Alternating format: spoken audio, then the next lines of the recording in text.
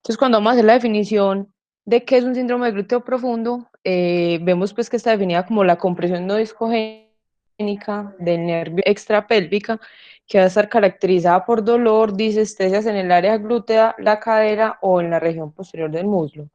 Esta definición pues, se cambió, por así decirlo, recientemente. Antes se decía que era un síndrome piriforme. Sin embargo, pues con el paso de los años se dieron cuenta que el atrapamiento pues, del ciático por el piriforme no es la única causa. Entonces se cambió el nombre por síndrome glúteo profundo, que nos va a abarcar un conjunto pues, de estructuras que podrían estar involucradas en este atrapamiento.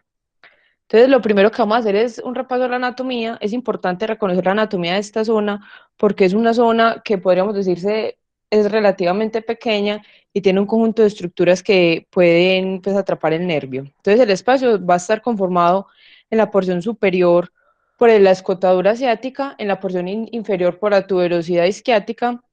Vamos a tener en la cara lateral la línea áspera del fémur y en la región medial la inserción del ligamento sacrotuberoso. En la porción anterior vamos a tener el glúteo máximo y en la porción posterior vamos a tener la columna posterior del acetábulo, la cápsula articular y el fémur proximal. Y esto es importante saberlo porque hay algunos pacientes que pueden ser llevados a osteosíntesis de acetábulo o incluso a prótesis que puedan producir pues como un atrapamiento en esta zona, y hay que tener pues como ese antecedente en cuenta a la hora de interrogar al paciente. Esta es una imagen que nos facilitó el profe Johnny Márquez, pues que hizo pues como en compañía del profe Francisco Monsalve, que vemos una disección pues en un cadáver de un paciente de todo este espacio, y vemos que la relación del nervio ciático es muy estrecha con este grupo de músculos que vemos acá, que es el conjunto pues de los rotadores. Y más adelante vamos a ver qué pueden ser causas pues de atrapamiento en esta zona. Lo siguiente que debemos ver es como el curso del nervio. El ciático, pues, sabes que se origina del plexo sacro, va a entrar a la pelvis a través de la escotadura ciática. En esta zona se va a localizar anterior al músculo piriforme, y una vez lo pasa se va a localizar posterior pues, al complejo de los músculos del gémino obturador, pues, que va a estar en esa zona. Va a transcurrir en la cara posterior y más o menos a 1,2 centímetros de la tuberosidad isquiática va a cruzar. Y esta relación es importante porque pueden haber patologías de esta área que me puedan irritar el nervio y producirme pues un síndrome de glúteo profundo. Él va a seguir pues posterior en esta zona y va a seguir pues como su recorrido pues normal hasta dividirse pues en nervio peroneal y nervio tibial. Lo otro que es importante es que si bien el nervio ciático, pues como por así decirlo, lo grande es que a nivel pues como de la fosa popltea un poco antes se va a dividir en la zona pues del espacio glúteo profundo. El nervio tiene varias ramas que me pueden generar algunos síntomas de acuerdo pues como a las zonas que van a estar irrigadas o inervadas pues por estas ramas. Entonces, cuando vamos a hablar de la etiología del síndrome glúteo profundo, entonces hay como una primera categoría que quizás es la más importante y la vamos a definir como un atrapamiento muscular. Ahí en la imagen vemos pues que está resaltado en amarillo que sería el piriforme, que es sin duda pues como el músculo que principalmente va a estar involucrado y que en muchos casos puede ser la principal causa pues del atrapamiento. Eh, este, esta, Este atrapamiento lo podríamos pues como clasificar de dos formas. Uno, que es primario, que va a ser por una causa pues o una variante anatómica del músculo. El músculo puede tener pues, en algunas series se ha descrito que hasta un 17% de los pacientes pueden tener alguna variante anatómica en cuanto a la relación del nervio y el músculo, y esto puede predisponer a estos pacientes a tener un atrapamiento pues en comparación con la población normal. Y atrofia del músculo, o puede ser alguna fibrosis alrededor de esta área en el músculo, principalmente vía abierta, pues por así decirlo, de esta zona, que puede generar fibrosis y atrapar el músculo.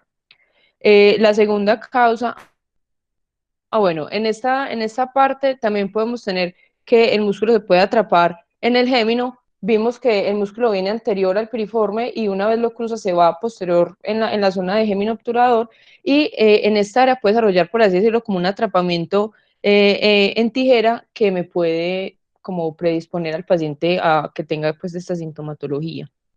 Lo siguiente van a ser las bandas fibrosas. Las bandas fibrosas son pues un tejido que puede ser únicamente fibroso, puede ser un tejido únicamente vascular o puede ser fibrovascular y se pueden localizar pues en varias zonas, puede ser en la escotadura asiática, puede ser en el cuadrado femoral, en la inserción de los isquiotibiales y puede producir un efecto de compresión del músculo, puede hacer adherencias o puede adherirse directamente al músculo o puede producir como unas bandas ancladas que me van a impedir el correcto pues, desplazamiento del nervio ciático. Esto va a producir síntomas. Esta es una imagen de un paciente pues con unas bandas fibrosas que si la comparamos con la primera disección anatómica que vimos, pues es un espacio que se ve muy sucio, por así decirlo, y no, el nervio no va a poder pues como deslizar de una forma adecuada por esta área. Lo siguiente que podemos ver que no es tan común son las alteraciones vasculares. Esta imagen nos muestra unas venas varicosas del paquete vascular que viaja pues con el nervio ciático. No es una causa muy común, pero es una causa que se debe pues considerar cuando estoy haciendo la evaluación de los pacientes. También tenemos pues el pinzamiento isquiofemoral. Vimos que uno de los límites es precisamente esa zona inferior de la tuberosidad isquiática y pueden haber algunos pacientes que la causa del dolor no sea una causa muscular, sino que sea pues como derivado de este pinzamiento. También tenemos que las patologías isquiotibiales como los desgarros, las desinserciones tendinosas, las fracturas abulsivas o incluso las tendinitis calcificantes en esta área pueden producir lesiones del nervio ciático por la proximidad del nervio a esta estructura. Entonces, el compromiso puede ser agudo cuando, por ejemplo, estamos en el contexto de una fractura abulsiva, se genera una irritación nerviosa o puede ser una afectación más crónica, un paciente que desarrolló fibrosis en el área y esto atrapó el nervio, por así decirlo. Entonces, cuando vamos a hacer diferenciales, pues obviamente dijimos que es pues un compromiso extra, pues o en el área pélvica, entonces obviamente tenemos que diferenciar que no sea un atrapamiento discogénico y también se debe diferenciar en patologías de piso pélvico, patologías ginecológicas en mujeres, pues que también es importante tenerlo en cuenta. Entonces, en estos pacientes es muy importante tener claro que los pacientes, algunos tienen un antecedente de trauma, pues como en esa zona, pues como de la pelvis. Es importante que algunos pacientes se quejan de dolor después de estar más de 30 minutos sentados y esto es un síntoma que esta patología comparte con el atrapamiento del nervio pudendo, que clínicamente lo podríamos diferenciar con el atrapamiento del pudendo porque el paciente va a tener alteraciones sensitivas pues en el área perineal. Lo otro que es importante es que tenemos un pinzamiento pues del nervio, entonces obviamente el paciente va a tener un dolor radicular y va a tener parestesias en toda la zona pues de trayecto del nervio.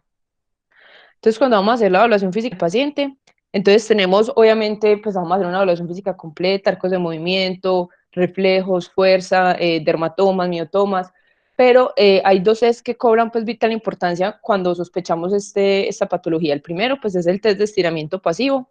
Como vemos, la idea es que el paciente esté sentado pues en el borde de la camilla, va a tener la cadera a 90 grados de flexión, la extremidad completamente extendida. El examinador es el que realiza la maniobra, por eso pues es pasiva. La idea es que el examinador pues produzca una aducción y una rotación interna de la extremidad. Vean que la mano está señalando pues como la zona del piriforme y esta maniobra le debe pues como desencadenar el dolor al paciente. Y la siguiente maniobra, que es el test pues, del estiramiento pues, del piriforme activo, la idea es que el examinador pone el dedo pues, en el territorio del músculo piriforme y el paciente se acuesta de cúbito lateral sobre la extremidad no dolorosa, va a intentar hacer una abducción, una contrarresistencia y esta maniobra pues le va a desencadenar el dolor al paciente. Este es un artículo que se publicó recientemente que habla pues como de la precisión diagnóstica de este test para hacer el diagnóstico del atrapamiento y se dieron cuenta pues que la combinación de ambas maniobras va a tener una sensibilidad del 91%, una especificidad del 80%. Por lo tanto, pues ellos concluyen que pues, ambas pruebas se pueden usar para identificar los pacientes con o sin síndrome de glúteo profundo, entonces es importante que nosotros como clínicos pues sepamos la maniobra pues para acercarnos al diagnóstico. Lo siguiente que hay que hacer es palpar el área pues de la tuberosidad isquiática. Esto es importante porque vimos que pues pueden haber patologías que pueden similar esto o pues como esta clínica, o puede pues ser en la imagen número, pues en el círculo número 1 vemos si uno toca pues en esa área el paciente manifiesta dolor, lo más probable es que sea un síndrome glúteo profundo. La imagen número 2, que es como lateral a la tuberosidad isquiática, me habla más de un pinzamiento isquiofemoral. Palpar directamente sobre la tuberosidad isquiática, pues me habla de una patología, podría ser un desgarro isquiotibiales. Y si vamos a tocar la imagen número 4, que es la más medial, me podría hablar del atrapamiento del pudendo, que ya dijimos que es importante evaluar la sensibilidad en el área perineal. Lo siguiente es que como vimos la relación tan cercana que tiene los isquiotibiales con el nervio, entonces yo debería hacer un test de isquiotibiales. La idea es que el paciente se sienta en la camilla, tiene la rodilla 90 grados de flexión y trata pues como de flexionarla un poco más, que sería la primera parte de la prueba, y la segunda parte el paciente va a tratar de hacer la misma flexión pero desde 30 grados y le va a producir el dolor. Lo otro que es importante es el test del pinzamiento isquiofemoral. En esta, el paciente pues va a estar de cúbito lateral sobre la extensión, sobre la extremidad que no es dolorosa, va a producir una extensión pues de la cadera y vamos a tratar de manifestar el dolor tratando pues como de hacerle una abducción a la cadera.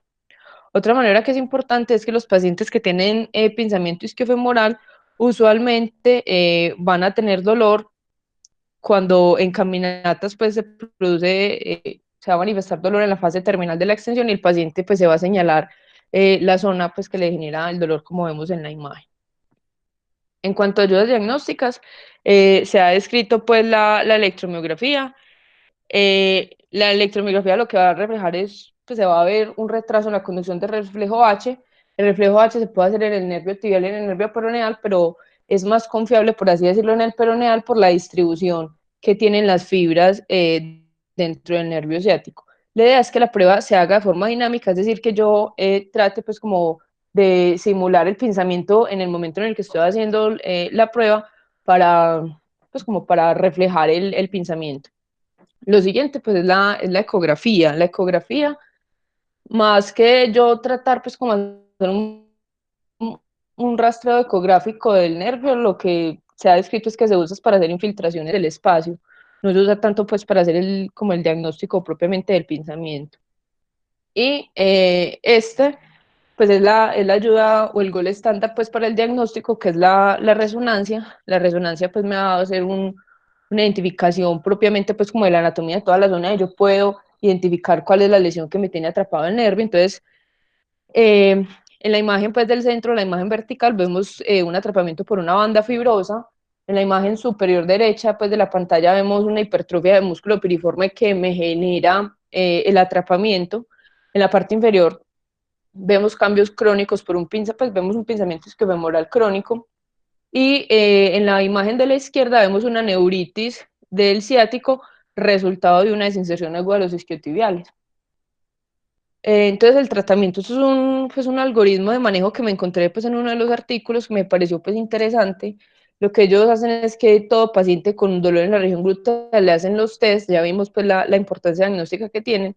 Ellos dicen que si estos test son negativos prácticamente se tiene que buscar un origen pues distinto de la manifestación pues del paciente. Si los test son positivos, entonces ellos recomiendan hacer un test de infiltraciones, que sería más como una prueba.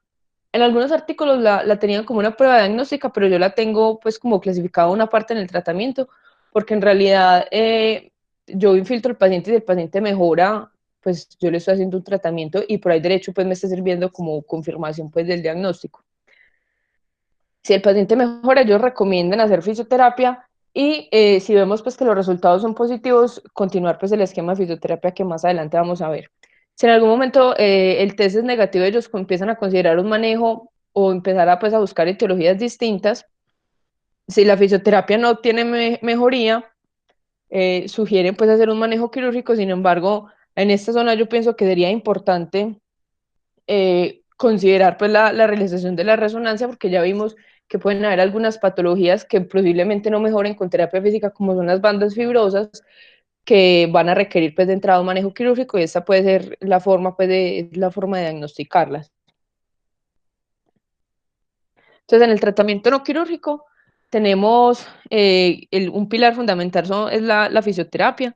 el primer ejercicio es un estiramiento pues de piriforme. Vemos pues que el paciente está sentado, va a hacer como una flexión y va a hacer como una aducción de la cadera para estirar pues el complejo pues del músculo piriforme, y la siguiente maniobra es hacer una circunducción pues como pasiva de la cadera para hacer los estiramientos. Y la siguiente maniobra es un desplazamiento del nervio. Entonces la idea es que el paciente en un primer momento tiene flejada pues el cuello y tiene que hacer una plantiflexión pues del pie, y en un segundo tiempo va a hacer una extensión del cuello con una dorsiflexión de los pies. Y algunos pacientes han descrito que no, en esta maniobra no toleran completamente tener la cadera flexionada con las rodillas extendidas, porque es el punto como de mayor, que se disminuye, por así decirlo, el espacio. Entonces sería el punto en que mayor dolor el paciente va a tener. Entonces algunos textos sugieren que los pacientes podrían hacer esta maniobra inicialmente con un brace que les limite pues la extensión, y la idea es ir ganando gradualmente extensión de la rodilla hasta que aproximadamente en 4 a 6 semanas el paciente logra hacer la maniobra con extensión completa de la rodilla. La infiltración, pues como ya dije, algunos textos la usan como diagnóstico. Eh, Algunos también la describen que es como una segunda línea en pacientes que no responden con terapia física. Otros dicen que se podría hacer de forma simultánea, porque además pues, de que me ayuda con el diagnóstico, el paciente podría tolerar mejor la terapia física. La idea es infiltrar el área pues, del piriforme, o hacer una infiltración periciática siempre guiada por imágenes, y se ha descrito que la infiltración puede hacerse con esteroide, puede hacerse con lidocaína. Algunos textos describen que se podría hacer incluso con toxina botulínica. Sin embargo, se han descrito que pacientes expuestos pues, como a terapias pues, infiltrativas con toxina han generado fibrosis alrededor, y esto puede generarme pues, como un atrapamiento a través del nervio. Lo siguiente, pues, es el manejo quirúrgico. Clásicamente, pues, está indicado en pacientes con fallo del manejo no quirúrgico. Esto principalmente en causas que se dan, pues, como un atrapamiento muscular, un atrapamiento o una lesión pues en pacientes con lesiones de la tuberosidad isquiática. Sin embargo, sería el manejo inicial en pacientes, por así decirlo, con bandas fibrosas que requieren pues una lisis o una liberación de todo el nervio. También se podría considerar en algunos pacientes que puedan tener algunas lesiones pues son masas en esta zona que mejoren el atrapamiento, que claramente pues la terapia física no resolver. Entonces yo tengo grande dos opciones de manejo. Puedo hacer un manejo endoscópico. El manejo endoscópico tiene la ventaja de que yo puedo hacer la exploración de todo el canal, son mínimas invasiones, no me va a generar tanta fibrosis como se ha descrito con el manejo abierto. Y la idea es que durante el manejo endoscópico se hagan pruebas activas, pues se movilice la extremidad para ver cómo es como el desplazamiento del nervio en esta zona. Pues, la cirugía clásica, o que era la que se hacía pues con incisiones abiertas, se podía hacer a través del glúteo, o se podía hacer como subglútea, por decirlo pues de alguna manera.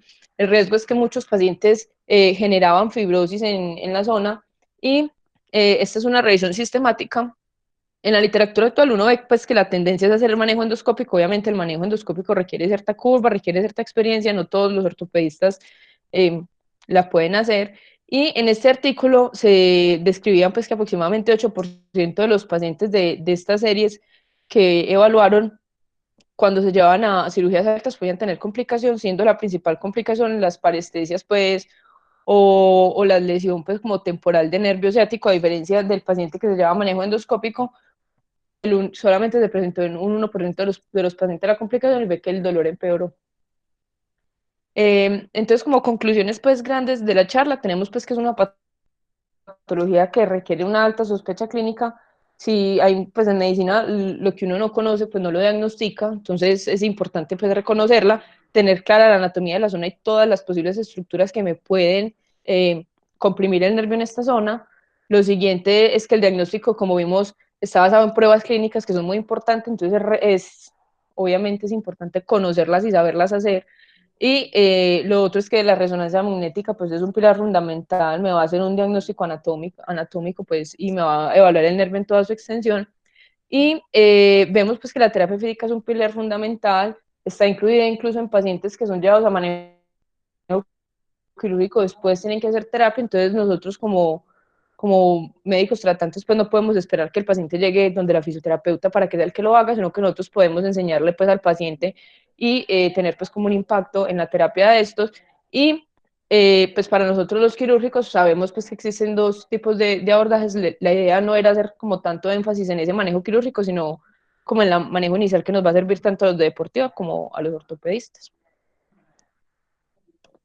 Muchísimas gracias.